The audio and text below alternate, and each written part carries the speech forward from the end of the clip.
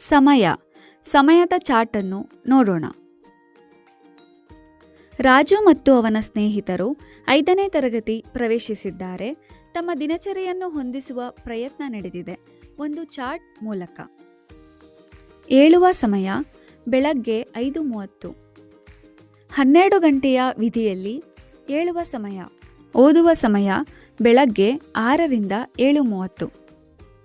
ಓದುವ ಒಟ್ಟು ಸಮಯ 1 ಗಂಟೆ 30 ನಿಮಿಷ. ಶಾಲಾ ಸಮಯ ಬೆಳಿಗ್ಗೆ 9ರಿಂದ ಮಧ್ಯಾಹ್ನ 3:30.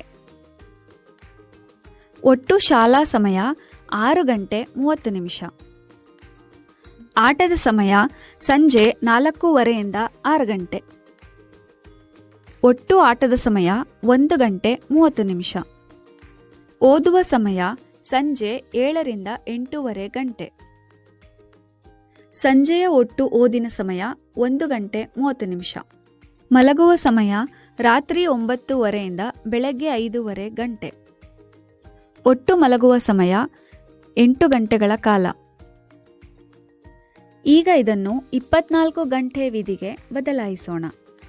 ಬೆಳಗಿನ ಸಮಯವನ್ನು ಹಾಗೆ ಬರೆಯಿರಿ ಮತ್ತು ಮಧ್ಯಾಹ್ನ ರಾತ್ರಿಯ ಸಮಯಕ್ಕೆ 12 ಸಂಖ್ಯೆಯನ್ನು ಕೂಡಿಸಿ.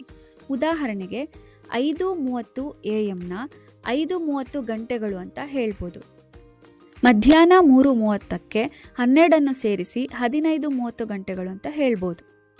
24 ಗಂಟೆ ವಿಧಿಯ ಕೋಷ್ಟಕವನ್ನು ಇಲ್ಲಿ ತೋರಿಸಲಾಗಿದೆ. ಧನ್ಯವಾದಗಳು.